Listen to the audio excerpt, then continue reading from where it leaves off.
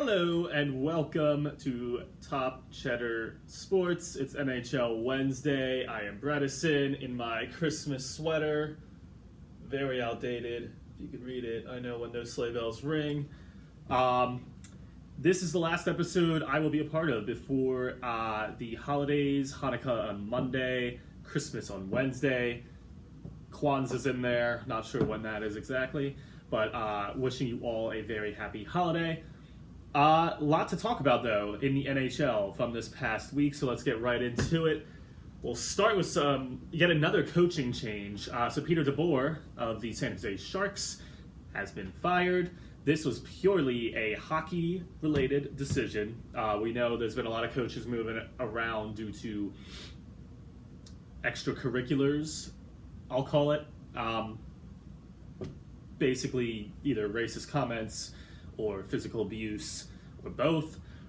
This was not that, which is good to hear, because Peter DeBoer is always a guy I've liked. He's a very good coach. He's made 2 Stanley Cups in his coaching career. Two, and he hasn't won, but he took a New Jersey Devils team to the Stanley Cup final and a San Jose Sharks team. The Sharks, a team that really just couldn't get over the hump for a very long time. He got them at least to that hump, if you will. They didn't quite get over the hump and win a cup, but I think he's a very, very good coach. The Sharks, though, did have a slow start to the year. They're kind of a 500 team.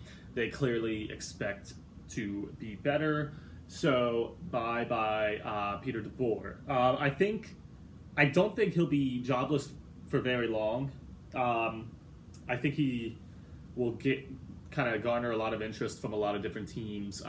Certainly a team like Seattle, who would probably want a coach like that, who, has the ability to bring teams kind of out of a slump and raise their level of play, if you will. I think he'll be a nice fit in Seattle for a team that's going to be starting off with just a makeshift group of players. So I'd keep an eye on that. But we'll see where Peter DeBoer goes. That'll be an interesting thing to watch. Next bit of news is very, very sad and shocking news from this past week. So 23-year-old Oskar Lindblom of the Philadelphia Flyers was diagnosed with a rare bone cancer. He is out indefinitely, obviously, and it's really just an awful, awful thing to hear.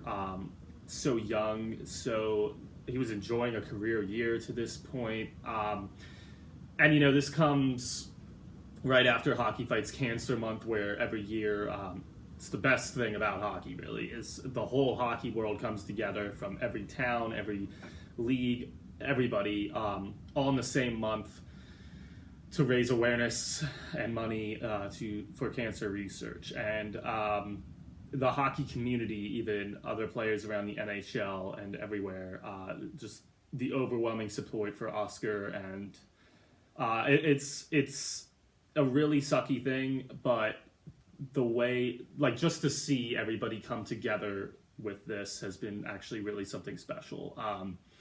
So keep fighting, Oskar. We're all behind you. The entire hockey world's behind you. We hope to see you on the ice again very soon. And we know you can beat this, and you're in our thoughts and our prayers. Other bit of news, kind of lighter news from this past week. Ilya Kovalchuk has officially cleared waivers, and he is now an unrestricted free agent for any team to sign. This coming after the LA Kings, as we touched on before, made him a healthy scratch for the remainder of the season. Not sure why, but they did. So Ilya Kovalchuk can sign with any team, and now there's been reported that Ilya Kovalchuk is open to taking a minimum salary. He just wants to play for a contender. So this will be very interesting to see. The Boston Bruins are already reported to have interest. I think Ilya still has some good hockey left in him. I think he was having a pretty decent year with the Kings before they just decided to not play him. So I think he'll definitely be a valuable add. And if he's willing to take a minimum salary, he could literally go anywhere. So I think he'll get a lot of offers from a lot of different teams, and I think teams would be smart to add him to their team. So we will see. Something to follow. I imagine this will actually get done quicker than we all think. I wouldn't be shocked. Certainly, since we're doing 2 weeks out now for the next video, I would bet he will be on a new team by the next time we talk hockey. So keep an eye out for that. But Ilya Kovalchuk, free agent now at the moment. Next bit of news for the week is 2 players have requested trades. The first being Sven Baertschi of the Vancouver Canucks. Here's a guy that's kind of jumped around from team to team throughout his career. He's looking for a change of scenery after the Canucks have healthy scratched him and sent him to the minors. So I imagine he'll still get some interest from teams. I imagine a deal will get done relatively quickly as well. Sven Baertschi, while he's never been a great player in the league, he's been a solid player. Just still never lived up to his full potential that he did have at one point. But yeah, I imagine a team will take a flyer on him, but he has officially requested a trade out of Vancouver, so keep an eye on that. And Zach Bogosian, the veteran defenseman who has a heavy cap hit, has requested a trade out of Buffalo after the Sabres have healthy scratched him for a while now. He is going to be very tough to move because the Sabres aren't going to want to package a cap or a draft pick with him to just get rid of him. The Sabres aren't really in a position where they need to free cap space immediately, so I don't think they'll be super pressed to move him. And I just don't see a team really willing to take on that cap hit for a player of Bogosian's ability at this point in his career. So while he did request a trade, I don't know if I see this kind of coming to fruition anytime soon.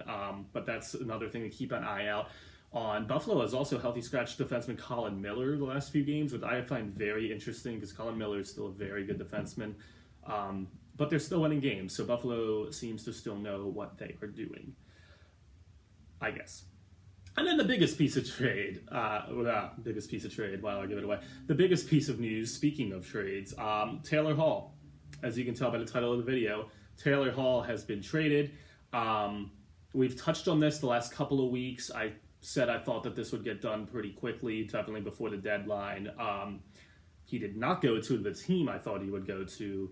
He goes to the Arizona Coyotes.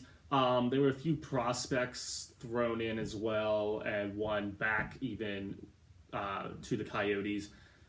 I'm not really going to get into any of them. All of them are comparable. They could turn into solid players, but they're not any high-end prospect or anything that's really like noteworthy. It should be noted, though, the Coyotes did give a first and a third back to the Devils. So already, leave a comment below. I want to hear your thoughts on this trade. But right off the bat, I loved this trade for the Devils. Taylor Hall did them a favor by being very open with them and saying, I'm not going to re-sign here when my contract ends this year.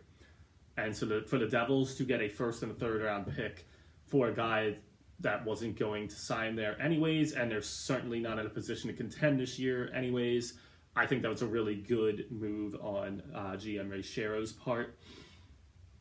You flip that around to the Coyotes. They find themselves right at the top of the Pacific Division, and they add an elite winger to that lineup. I believe, he's playing with Dvorak is centering him, and Kessel's on his other wing. So that's a pretty dang good line right there. And to add that to your two elite, your elite goaltending tandem, I would say one of the best in the league. Certainly not better than like Boston's, or I would have to put more thought into it than just here on the spot. But certainly one of the best goalie tandems in the league. You add an elite winger to that forward group, and they're already at the top of the division. So I really like that move for the Coyotes. They seem to be more in a win now mode. Obviously, if you're going to make a trade like this and give up a first and third round pick, you would hope to sign him. Taylor Hall did mention he's not going to discuss a negotiate or an extension with the Coyotes until the offseason. He did not rule out re-signing there, but he said, "I am focused on hockey during the season. This will wait." So I think it'll pretty much depend a little bit on how the Coyotes do the rest of the season, if Taylor Hall will re-sign there. He strikes me as the kind of guy that will kind of just follow the money. Not a knock on him at all. I know he wants to win. But if the Coyotes were to offer him more money than anyone else, I think he would stay there. But I'm not convinced that he will sign long-term with the Coyotes. So that'll be something to follow kind of the rest of the season, depending how they do and how he likes it there, but also into the offseason, certainly. But a short-term, really good ad for the Coyotes and a really good trade for the New Jersey Devils. I think this could turn into a win-win for both teams. But I want to hear what you think about it, so leave a like, leave a comment, smash that subscribe button. Let me know below what you think of the trade and where you think Ilya Kovalchuk will end up. Certainly, I would love to see him with either the Penguins or the Flames. I'm a fan of both of those teams, and I think he'd be a great ad for either. But we'll see. But let me know. Let me know what you think. And yeah, I will see you guys in 2 weeks, I guess, in the next NBA video.